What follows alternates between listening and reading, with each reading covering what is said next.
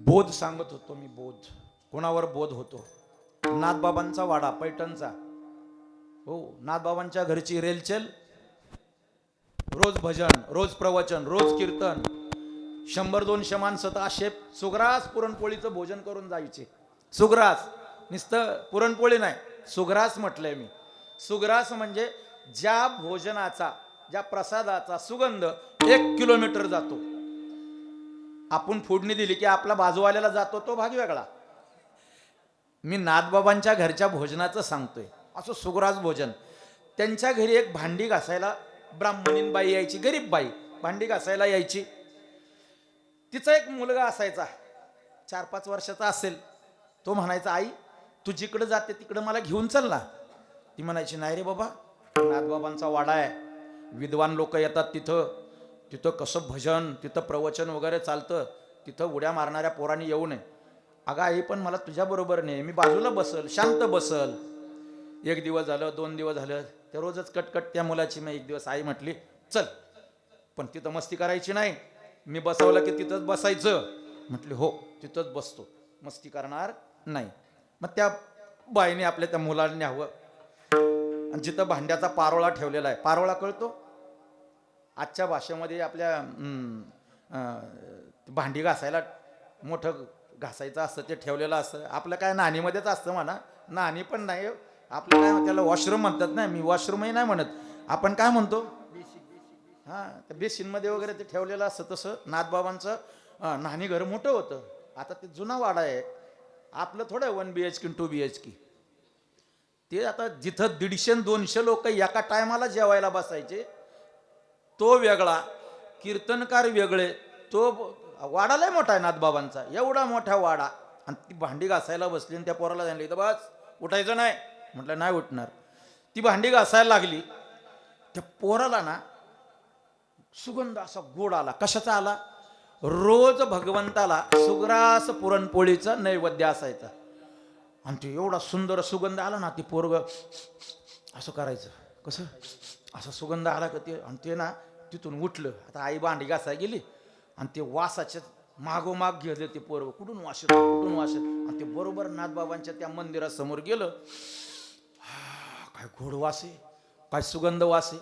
तेवढ्यात त्या भांडी घासणाऱ्या बाईचं लक्ष गेलं, कार्ट कुठं गेलं हे, म्हणून ती शोधायला गेली. तर हे देवाऱ्याजवळ तिथून वडीत आणलं. चल, तुला सांगितलं ना तिथून उठायचं नाही. तो म्हणायला लागला, आई ते वास येते ना, मला ते दे ना. ती म्हणते, नाही जमायचं. त्या गाई ऐक ना, ते वास येते ना, सुगंध, सुगंध, वास नाही सुगंध. वास वेगळा आणि सुगंध, हा, सुगंध वेगळा. सुग्रास पोळीचा सुगंध येतो आणि दारूचा वास येतो, हा, असं मला जाणवलं. मी बोललो. आता कुणाला चव लागत असेल ते भाग वेगळा आहे, पण ते सुगंध होता. तो पोरगा म्हणायचा, आई ते सुगंध येतोय, ते मला खायला दे. ती त्याला वडायची आणि हे तिकडं वडायचं. ह्या दोघांच्या वडावडीचं नाथबाबा वरून पाहत होते, काय चाललंय यांचं. आणि मग वरून नाथबाबांनी आवाज दिला, अहो ऐकलं का, काय म्हणतोय मुलगा. नाथबाबांचा आवाज ऐकल्यावर पदर लगेच सावरला बरं का. मी नाथबाबांच्या वाड्यावरचं सांगतोय, इथं काय सावरू बिवरू नका, तिथलं सांगतोय मी. त्यावेळेस सुद्धा भांडी घासणारी बाई जरी असली तरी पदराला किंमत द्यायची. पदर सावरला, खाली मान घालून म्हटली, काही नाही महाराज, काही नाही, तो असाच बोलतोय. काही नाही कसं, तो ओढतोय म्हणजे त्याला काहीतरी हवं. अहो ऐकलं का. लगेच गिरजाबाई बाहेर आल्या, नाथबाबांच्या धर्मपत्नी. त्या मुलाला काय हवं ते बघ. मग गिरजाबाई त्या मुलाकडे गेल्या, काय पाहिजे बाळा. तो सुगंध येतोय ना, मला ते द्या ना. तो बिंदास, आता लहान पोरग होतं. मग गिरजाबाईंनी सांगितलं, अहो तुम्ही सोडा, तुमचं तुम्ही काम करा. मग त्याला घेऊन गेल्या, काय सुगंध येतोय. आणि मग ते मंदिराकडे गेल्यावर म्हटला, ते देवापुढे ठेवलंय ना, हा, त्याचा तिथं असं केलं, हे बघा याचा सुगंध येतोय. अच्छा, तुला हे खायचं का, बस तिथं. तोपर्यंत नाथबाबाई खाली आले. मग ते देवाचा प्रसाद होता, तो त्याला दिला. त्याने यथेच्छ तो प्रसाद खाल्ला. मग प्रसाद खाऊन झाल्यावर नाथबाबा त्याला म्हटले, उद्या यायचं बरं का तू, तुला मी पुन्हा हेच देईल, यायचं उद्या. पण प्रसाद खाण्या अगोदर माझं एक काम करावं लागेल. म्हटलं काय काम करायचं. काय नाही, 15 जोर काढायचे आणि 15 बैठका काढायच्या. म्हणलं एवढंच ना, 30 जोर काढतो 30 बैठका खातो, मला हे देणार, रोज देणार. म्हटले मग काय, ते पोरग आईच्या अगोदरच वाड्यावर, नातांच्या वाड्यावर आल्या आल्या कपडे बिपडे काढली. बाबा मी जोर काढतो. 30 जोर आणि 30 बैसका खाडल्या, दंड थोपटले, मांड थोपटली. आणि मग लगेच सांगितलं नाथबाबाने, अहो गिरजा आईला सांगितलं प्रसाद द्या देवाचा. आणि ऐकलं का, तांब्या भरून दूध पण द्या. दूध. त्या मुलाचं नाव काय होतं? गावबा.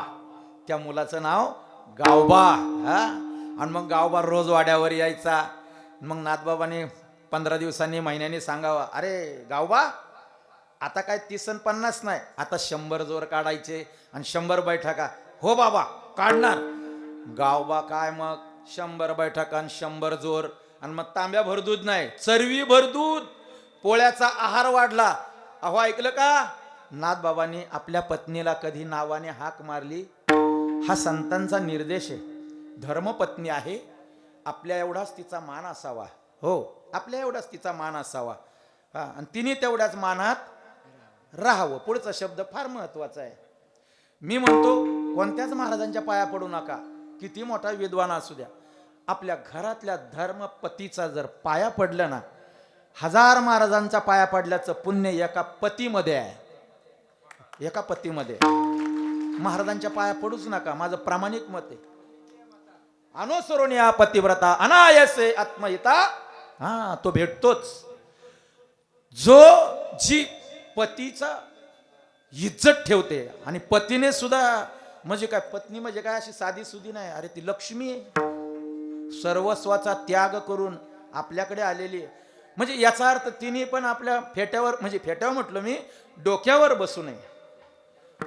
आपण आपली मर्यादा सांभाळायची. पाय धुवावयाच्या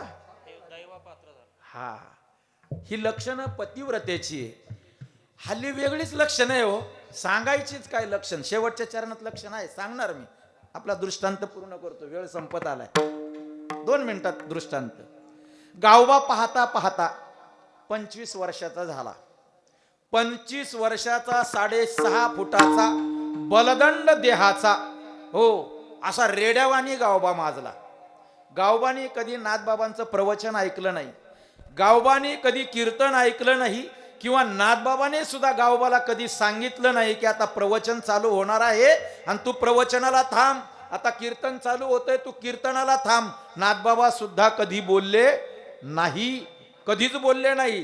गावबा यायचा, 500 जोर 500 बैठका मारायचा. तांब्याभर दूध नाही, चरवीभर दूध नाही, आता ते तपेलं भर दूध होतं. तपेलं आता मी घेत नाही, तपेलं तपेलं भर दूध गावबा प्यायचा. आणि तो बलदंड देहाचा आडवा उभा वाढलेला, हो असा रेड्यावानी मस्त झालेला. आणि मग तो वाड्यावरून बाहेर पडला की कीर्तनावरून जाणारी लोक त्या गावबाला म्हणायची, अरे नाथबाबांच्या वाड्यावर येतो, हवं नवं तेवढं खातो, तुला एखादं कीर्तन एखादं प्रवचन ऐकता येत नाही? मग त्या गावबानी म्हणावं, अहो तुम्ही एवढ्या वर्ष ऐकून तुमच्यात काय बदल झालाय? तुमच्यात बदल झाला असता तर तुम्ही मला हे बोलले सुद्धा? हे परिणाम या. तुमच्यात बदल झाला असता तर तुम्ही मला बोललेच नसते. ज्या अर्थी तुमच्यात बदल नाही त्या अर्थी मी आहे असाच बरा आहे. आणि मला कधी नाथबाबा बोलले नाही, प्रवचन आहे कीर्तन आहे कधीही बोलले नाही. ते फक्त म्हटले रोज ये, यथच्छ प्रसाद घे आणि आपला निघून जा. हो मी आपल्या जोर बैठका आता 500 जोर मारतो, 500 बैठका मारतो. असा रेड्यावाने वाढलेला तो गावबा. एक दिवस नाथबाबा म्हटले, गावबा सुंदर बलदंड देहाचा झालेला आहे, तब्येतीची काळजी घे, आता मी उद्या जाणार आहे. ते म्हटले जा ना. मग मी कुठं काय म्हणतोय? गावबा म्हणतो जावा. ते म्हटले येड्या मी जाणार म्हणजे मी परत येणार? परत येणार नाही म्हटल्यावर गावबा जरा कान टवकारले. परत येणार नाही म्हणजे तुम्ही कुठं जाणार आहे? तुम्ही कुठे जाणार? अरे बाबा जिथून आलो ना तिथं मला जायचं आहे. उद्या माझा शेवटची भेट तुझी असेल. हो उद्या लवकर ये गावबा. लवकर ये काय? गावबा पहाटच 4ला हजर नाथबाबांच्या वाड्यावर. कधी जातील कधी जातील. आणि ते जाणार म्हटलं त्याला रात्रभर झोप नाही लागली. रात्रभर नाथ महाराजांचं तो चिंतन करू लागला. रात्रभर चिंतन करू लागला. कधी कीर्तन ऐकलं नाही, कधी प्रवचन ऐकलं नाही, कधी नामस्मरण नाही, देवाचा आणि त्या गावबाचा नामाशी काही संबंध नाही. फक्त रात्रभर त्यांनी नाथबाबांचं चिंतन केलं. बाबा उद्या जाणार परत येणार नाही म्हणतात, बाबा उद्या जाणार परत येणार नाही म्हणतात. मग ते जाणार कुठं? 4 वाजताच पहाटे आला. भजन वगैरे काकडा आरती चालू होती. गावबा एका कोपऱ्यामध्ये बसला, नाथबाबांची वाट पाहतोय. नाथबाबा पूजा वगैरे करून बाहेर आले. पहिल्यांदा गावबाने नाथबाबांच्या चरणावर डोकं ठेवलं. पहिल्यांदा 25 वर्षाचा गावबा पहिल्यांदा पाया पडला आणि म्हटला, बाबा खरंच जाणार तुम्ही? हो बाळा. दिवस होता तो षष्ठीचा दिवस होता. गावबा म्हटला, बाबा तुम्ही जाणार म्हणजे कुठं जाणार हो? परत या ना, मला नका खायला देऊ. काय म्हटला? मला नका खायला येऊ, पण मी तुमची सेवा करतो ना बाबा. अरे मी तुला सेवा करण्यासाठीच बोलवलेलं आहे, चल माझ्या देवघरात. गावबाला देवघरात घेऊन गेले. भावार्थ रामायण लिहिलं होतं नाथबाबांनी, अर्ध रामायण लिहिलं होतं, अर्ध. ते म्हटले, गावबा तुला एक काम करायचे माझं. म्हटले, बोला ना, काय काम करायचं सांगा ना. हा गावबा पाहिजे त्याला मुरगळील. अरे बाबा ते काम नाही करायचं. तुला काय काम करायचे गावबा? हे जे रामायण आहे ना, हे अर्ध लिहून झाले.